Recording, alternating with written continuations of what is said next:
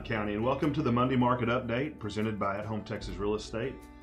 Today I've got Brent Money with me. Good morning, Brent. Good morning. Man, I'm so glad you could come. You know, you've always been a sponsor of the show, and we really appreciate that from you. But I just can't wait to sit down and talk to you about what we think about the market. You know, you have a law firm, obviously, that gets to do some real estate business, and then you have the title company, gets to do a ton of real estate business. And I think having those two companies together, I think is a great asset for not only you, but for this community as well. We were talking before the camera started rolling about some of the norms that we see this time of year. And normally, you know, in a real estate office, our phones don't ring quite as much in August. And I assume that means that contracts slow down in August for you typically. Typically, yeah. So we're still getting some of the fruits of the work you guys did last month, I guess. Right. And so as of last week, we still were on pretty good pace. But I expect that, you know, this week as people are starting back to school and last week when they're, you know, getting back to school, the people who hadn't already signed on the dotted line are probably going to put it off for a couple of weeks. Yeah, I can imagine they will. And that's just typical, you know, coming into the school season, people are distracted. It's just like the holiday season. You know, a lot of times people are just distracted about things that are going on in their life. And that's completely okay, right? That's Sure. normal, and we expect that. Now, we've seen some changes in the market over the last probably 45 days or so is when we've seen kind of the biggest tug. We're going to see some numbers this morning where it looks like we're heading back into neutral market territory. I haven't done the calculation, but it looks to me like we're getting close to that 3-month inventory mark, which is what NAR and economists say is a neutral real estate market. How do you think that fares for us going forward? I think it's going to provide some opportunities for investors to find deals again. Nobody's really had any deals the last few years. That's right. Because there aren't any desperate sellers. And so, you know, there will be some opportunities maybe there, particularly for cash buyers. But the interest rates aren't bad. They're still better than when I bought my first home. They are. And so I think it's just people getting readjusted to what a mortgage payment's going to look like at that 5 to 6% instead of that 2 to 3%. Well, interesting that you say that, because about 3 or 4 weeks ago, we saw interest rates hit right around 6%. And I'm talking about mortgage. I'm not talking about that short-term rate that we see advertised on Facebook, or we hear the Fed talking about, we hear them talking about on the nightly news. That short-term rate is what banks lend money to each other at, basically. But the long-term rates tend to lag behind the short-term rates because, well, just some forecasting that happens. But anyway, we saw those about a month ago at about 6%, and last week we saw some pre-approvals coming in right at 5%. So the mortgage rates have already backed off a little bit. And I was talking to one of our clients who is also he's a finance guy. I mean, he deals with people's portfolios, and he helps people invest in different kinds of markets, not necessarily real estate. But he was telling me that some of the forecasts that he was looking at showed that short term we would see higher interest, like maybe before the end of the year, but long term the rates were much lower. And he said usually that's inverse. Usually short term rates are lower than long term rates. And so what he was telling us was that was an indicator that we would see some more interest rate increases for mortgages this year, but overall next year they would come down. And he said most likely that's because we believe that the Fed will overreact with interest rates, bringing them up to slow inflation, and that they'll see that they may be slowing the economy too much and have to bring them back down, which I don't know if that's good news or bad news. Man, it's just news, right? That's just news. But I think we're going to look at some numbers, and we were talking again off air, and I was telling you that a few years ago, we were looking at like less than 3% of our homes sold in Hunt County were less than or more than 600,000. We've been seeing way more than that. It's closer to 20%, and I think that inflation has a great deal to do with that. And I think that so in times of inflation, we usually see real estate prices either steady or climb. And we see people that may normally invest in other kinds of investments, stock market, or even their 401k, they'll start moving some of that money around to real estate because it tends to fare better over the long term when you're talking about recession, which that word's been thrown around a lot lately, or you're talking about inflation, which are both things that drastically affect our decision making, right? Well, cash with inflation doesn't do very well. No, if you got cash sitting in a bank, you're losing money every day. You're losing money, and you're every trying to single day. find something that you can buy that's going to hold or increase in value. And real estate, just historically, is the best way to do that. And here's what's interesting about this is, over the last 2 years. Now, you tell me if you've seen this or not, but I feel like we've seen more cash buyers than we have traditionally. Absolutely. Over the last 2 years. And what we see right now is I see actually an increase in the number of cash buyers that are calling into our office, the increase in number of cash offers that are coming in versus financing. So I think that's a very interesting dynamic. And I wish I had a crystal ball that told me exactly where that was going, but I think realistically what that means is, to me, the real estate market is going to stay healthy. People that want to sell real estate are still going to be able to sell real estate. And even maybe the better news is a lot of those buyers who may have dropped out of the real estate market are now going to have an opportunity to come back. Those who may have struggled to get qualified, or were lower qualified, or were they had the USDA or the VA financing that it seemed a lot of sellers didn't want to take for whatever reason, whatever their reasoning was. I think that some of those people are going to be able to jump back in the market and actually find a home that they can, not only that they can live with, but they can afford as well. Right. And I think those cash buyers are for a few different reasons. One, you do have the investor type people who are looking for a place to put their money that's a little more stable than the stock market, or a better return than a CD at the bank.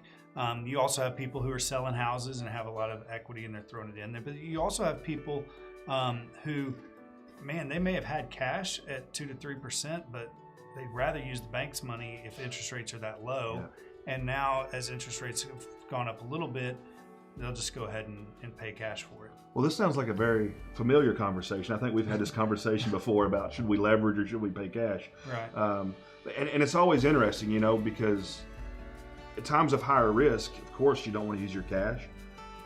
But also the bank is going to be less friendly to you using theirs. Right. So it's always a trade-off. Do I want that future payment, or do I just want to absorb the capital now and go ahead and pay for it? So I think that's all great stuff. And this is a lot of investor talk, but I think one of the main reasons that you and I bring that up, and something we haven't mentioned this morning, is one of the reasons that it's good to have some of those investor deals on the market is it keeps investors from buying houses that other people want, and so I'm an investor myself. I prefer to buy when I have to fix up, but I'll tell you that of all the new homes that our office has sold this year, almost 70% of those brand new homes that we've sold in our office have been to investors who are using them as rentals. Mm-hmm.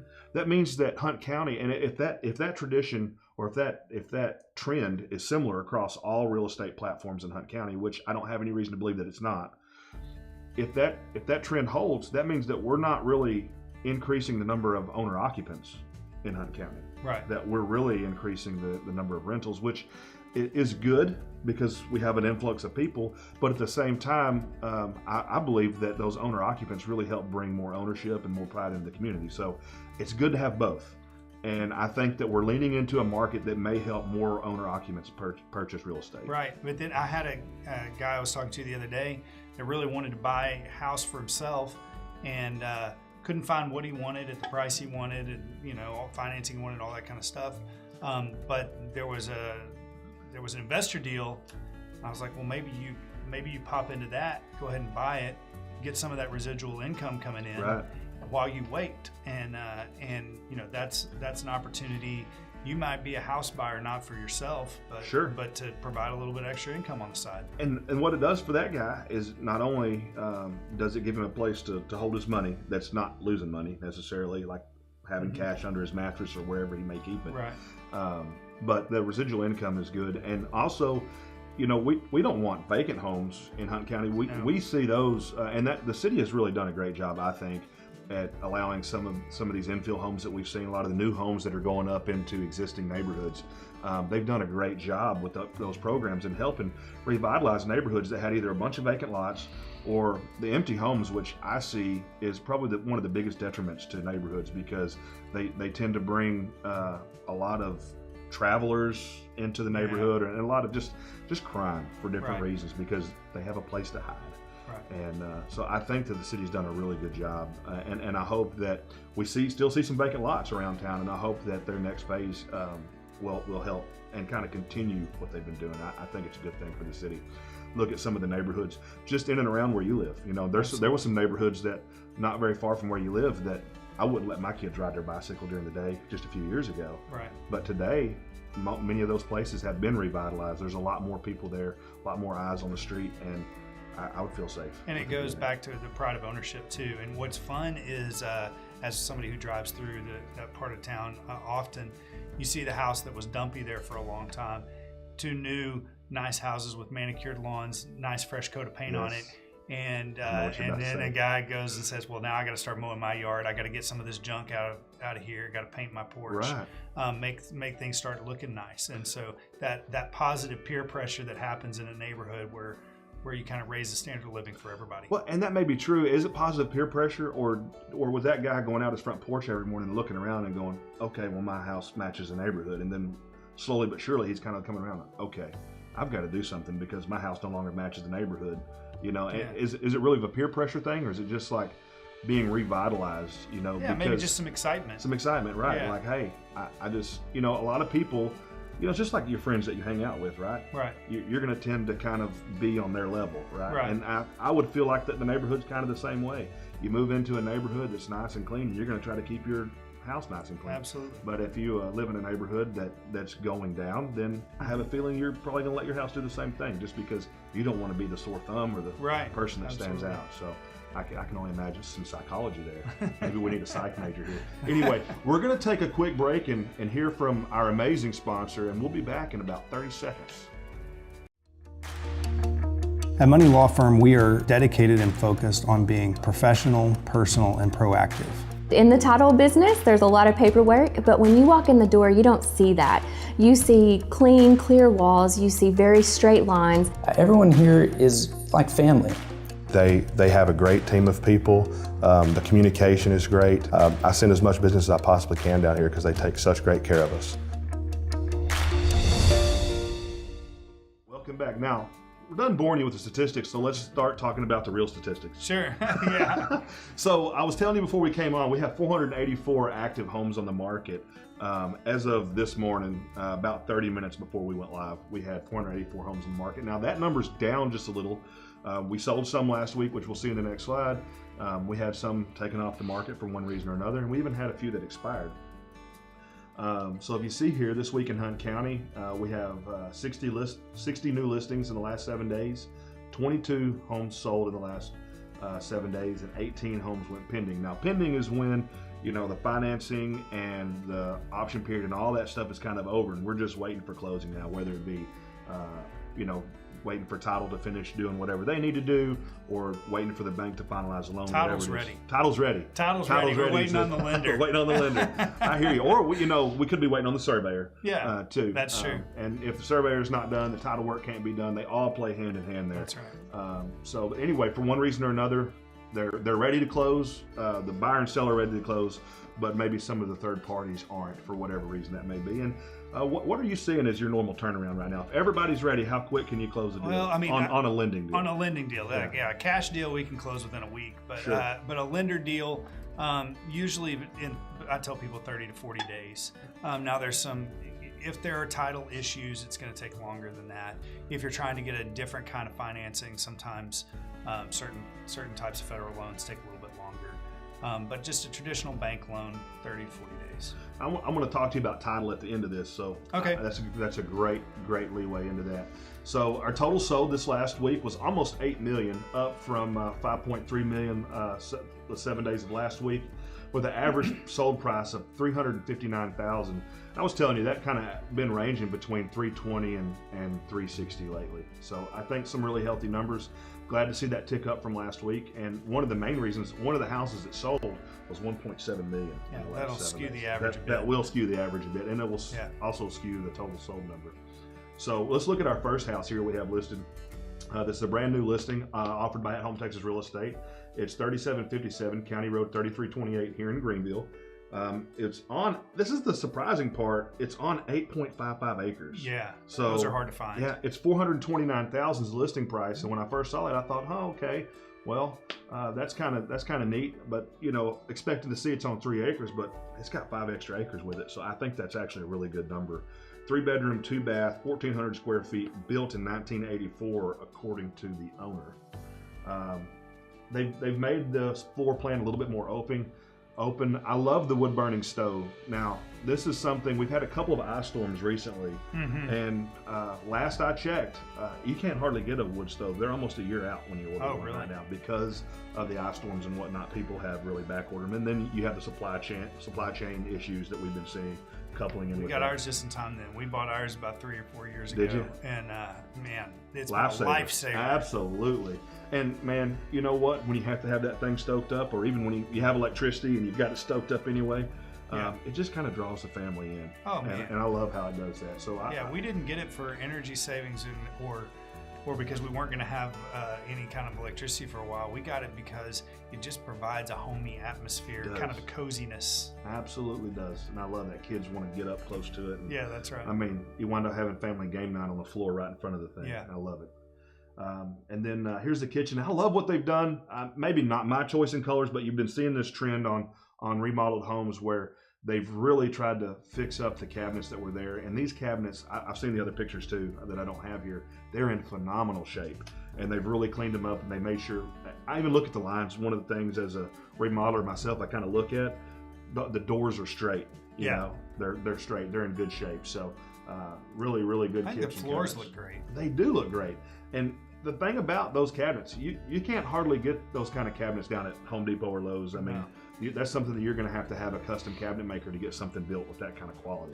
So just quality that they put in every home back then is just not something that we're seeing in every home today. Then here's I'm going to call it the primary bedroom, I believe. Good space. So you can see there's some big bulky furniture in there and still plenty of room to walk around the bed. So really nice place. And they've gone, I love that it's not just gray and white. Yeah, like the every colors house pop. that we see. Yes. Yeah. It's just not. It's Even not back that, in the kitchen, that yellow and green looked nice. Looks good, man. Looks really good. And then here's the outdoor space. And you see these, I don't know what these shades are called. If you know what they're called, you can just comment it below. But you see these a lot out in the desert Southwest. And they just help provide some more shade without really blocking any of the wind or anything like that.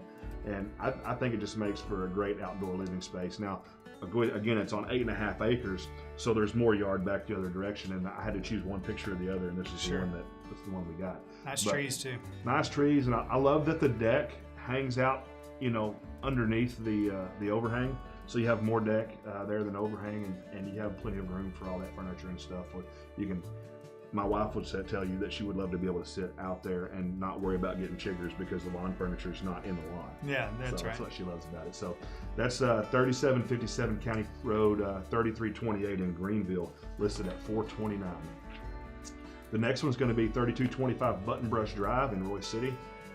This one was built in 2021. It's 2,086 square feet, and it's on a normal lot that you would see over there in Royce City. Does have an HOA, but it's a very small HOA at only $518 annually. Now this one, I'm going to tell you, Brent, I had a little harder time choosing the pictures. Okay. Because they've had this one staged, and it is gorgeously staged. But the photographer, I think, had a little bit of trouble realizing they were taking a picture of the real estate versus the staging furniture. Yeah, so I felt like I was going through pictures trying to pick the best one of the staged furniture I could find. So, but either way, it's very large spaces. This is a huge couch, huge sectional couch. So you can see the living room has lots of room there. And the kitchen, it's that dark contrast with the white countertops there. Very clean look that is very modern and what we see in a lot of newer built homes these days. But that island is absolutely gigantic. Yeah. I mean, it makes the kitchen, in my opinion. I could see a buffet line going all the way around that island, and you probably wouldn't even be able to fill it up, even with all the food at my family gathering. So I can just see that there's plenty of space there. Huge primary bedroom here. I would love to see some crown mold in here. Yeah. But I think that's something that a buyer could definitely add to give some more lines. And then you can see it goes right in. It looks like finished concrete floors in the primary bathroom there. So I think that's pretty cool. And then here's your outdoor living space at 3225 Button Brush Drive. Again, listed at $300. I think that's a pretty reasonable price in Royce City there in the neighborhood. You can see it's privacy fence all around. Looks like they've done a good job of keeping the grass healthy. I know mine doesn't look that way right now. Mine's I've pretty watered brown. mine a lot. Have you? But my utility bill shows it too. We haven't watered ours as much. We've watered the kids quite a bit, and they've, so there's some Yeah. green spots around, Right. but we weren't really watering the yard. Right where the slip and slide is. Yeah. Well, no, on the outside of the slip and slide, Right. because we have one of those big blow up slides, and so where it sits, it's a little bit more brown than the rest of the yard, Sure. but right around it, it's a little bit more green. So Yeah. you can definitely see where it's been. Okay, so we're going to go on to 117 Cherokee here in Greenville, and listed at $319,900. It's a 3.2, 1,834 square feet, built in 2017 on a normal city lot that's over here. Now, this is just off of Traders, not far from here where we're sitting today, and it has a mandatory HOA of $60 annually. That's pretty doable, I think, for most folks. Big open floor plan, big windows. It's got the wood burning fireplace, which I kind of love how that is situated there just off the kitchen. I like the this looks like alder or something cabinetry, a little bit different. It's not the plain. It's not the one color that we've Right. seen in some of the others. This is not a pre-finished cabinet. This is something that was finished after it was put into the home. And then you can see just off the kitchen on the other side, kind of makes an L-shaped living area where you have the dining room, kitchen, and the living room all together there. A lot of people love this floor plan. It's a very popular floor plan, and I don't think there's much negative that you can say about it.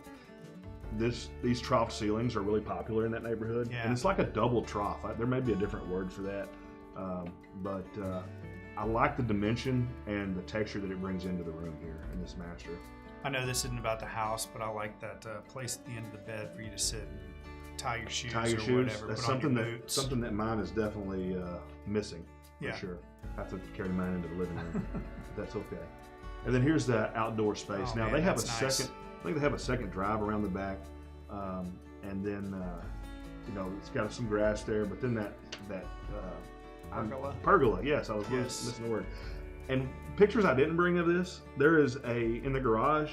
They have all rubber floor matting, and it's a workout room, and it has some tin on the ceiling. It looks like a completely different space, but it's pretty cool. I mean, so if you're looking for what do they call it, a she shed or a man cave or just a separate place to have, whether it be a game room or they have it set up as a workout space. They have some like free weights and different things like that.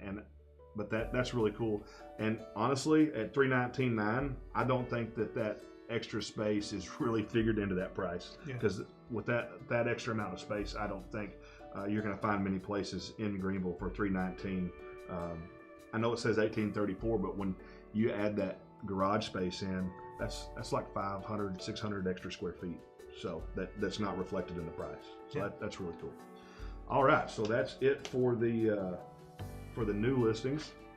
We're going to go into the solds. This one is 603 River Oaks Drive here in Greenville. It was a 4-bed, 4-bath.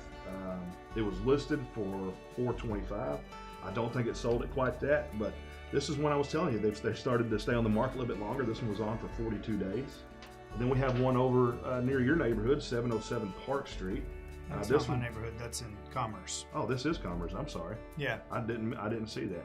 So 154.9, 1,200 square feet. It says 1965, but I guarantee you the house is older than that. Mm-hmm. On the market for 17 days. This next one was on the market 60 days. This is 6518 Finch Drive. Listed for $193, sold a little lower than that. 956 square feet according to the tax man, built in 1966. This one was on a 1/4 acre.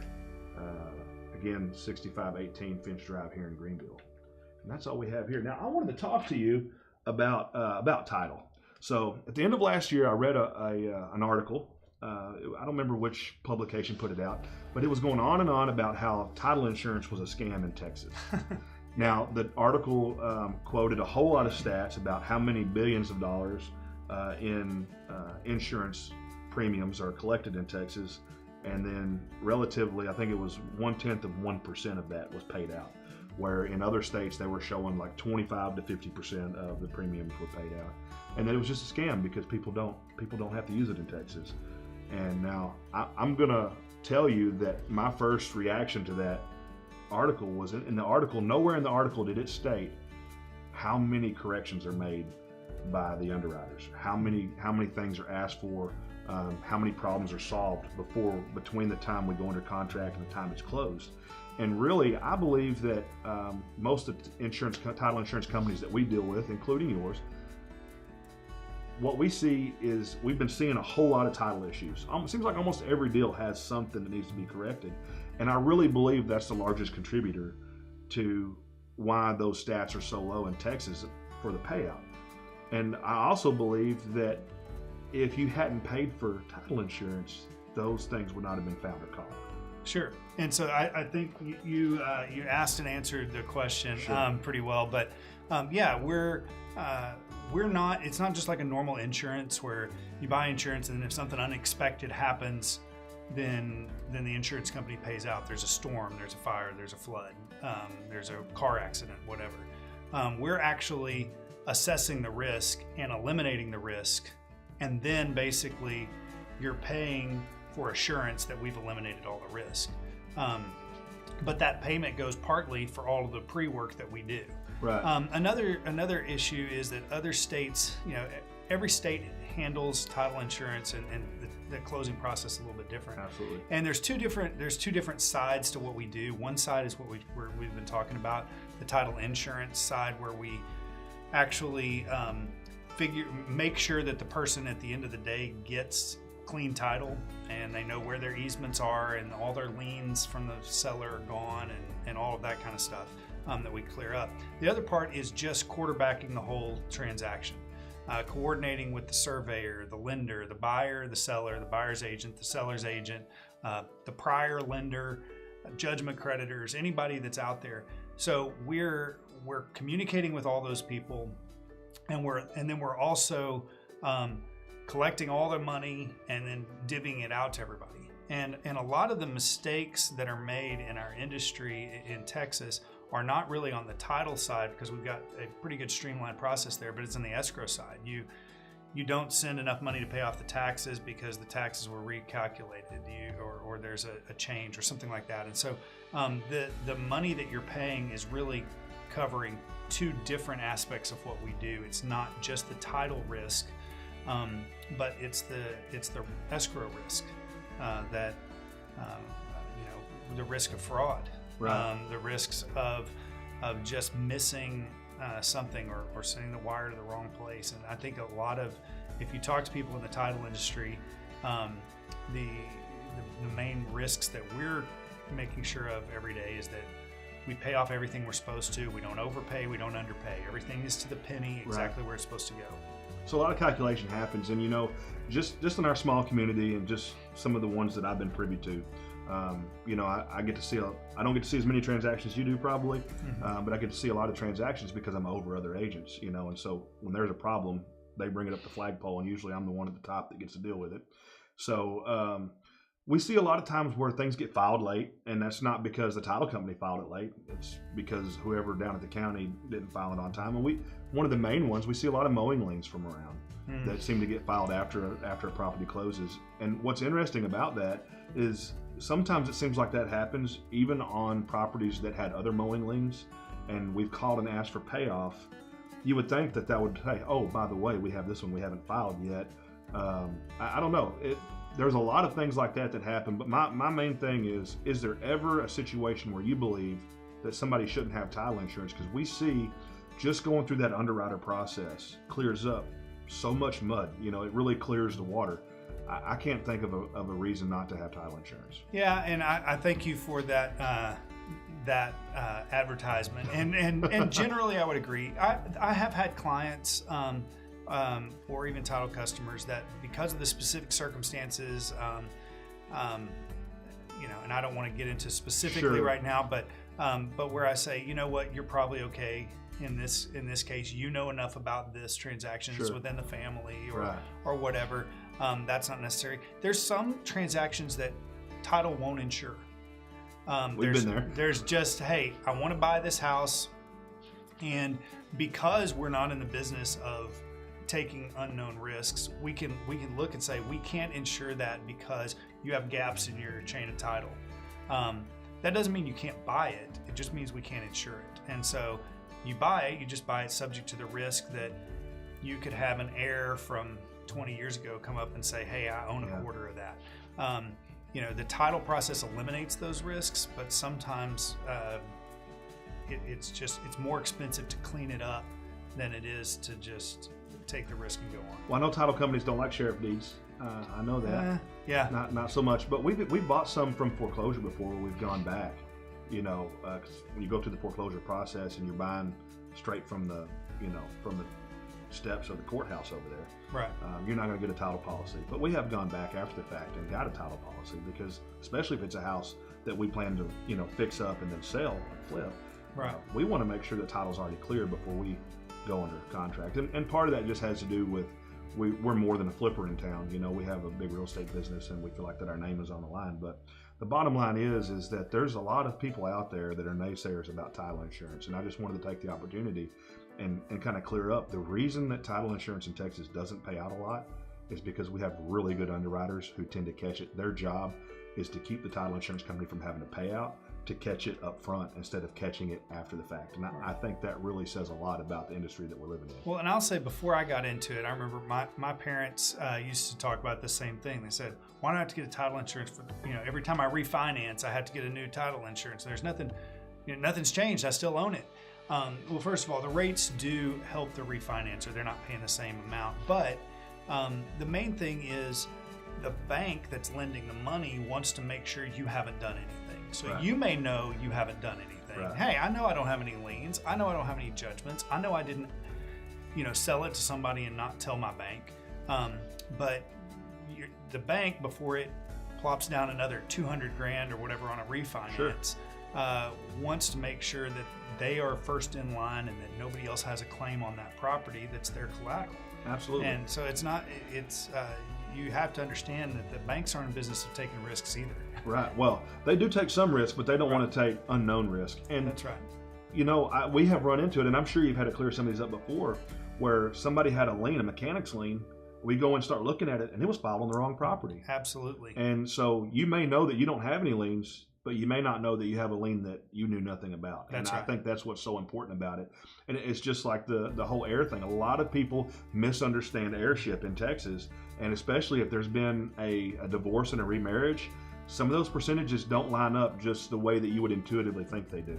And so if you know that, especially if the title has gone through a marriage where there was a divorce and then a death, or a divorce, remarriage and then a death, man, you've got to know Right. who has right to that title. Absolutely. And so And it's- we see it all the time.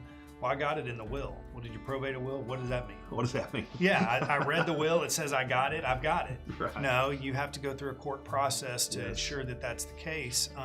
And so, a lot of people think they understand, what happens when people die, or they think they understand real estate. But unless they've consulted with an attorney, unless they've gone through a process, they may be, maybe aren't accurate. That's true. Well, and I think the main point that we wanted to get across, number one, is that title insurance is extremely important. And number two, if you have any questions about real estate, the title process, the escrow process, you can contact At Home Texas Real Estate, or you can contact Money Law Firm or His First American Title downtown. Any of us will be happy to answer any of the questions that you have, because we do feel like it's extremely important, number one, that you understand what you're doing. And number two, we want to make sure that you're protected, and that, when you're going out, especially most people that we're talking to here, they're buying single family home for their family. And so we want to make sure that asset is protected, because it's an investment, and we want to make sure that you're not moving into something all of a sudden you're getting a knock on your door. Hey, by the way, I own 10% of your house, or Right. whatever happens, or you didn't have the right to this, or hey, there's mowing liens, and all of a sudden now I'm getting, notices from the county or the city or whatever. We just want to make sure that you're taken care of. But I think Brent's office and my office, we kind of see this from the same perspective. It's not that we just want to try to sell you something. We want to educate you along the way so that you understand that what you're getting has value. Absolutely. So- Yeah. If you have any questions about anything we've talked about on the show today, whether it be title, real estate, whatever, feel free to call At Home Texas Real Estate or anybody at Brent's office. We'd be happy to take care of you. So until we see you again, Hunt County, have a great one. Family is very important to us, and that's why we wanted to bring family to our business. We tell folks that at Home Texas Real Estate, we work as a team and we're all working together to try to sell your house, or we're all working together to help you find the right one that you want to buy. With At Home Texas Real Estate, it's our family helping your family.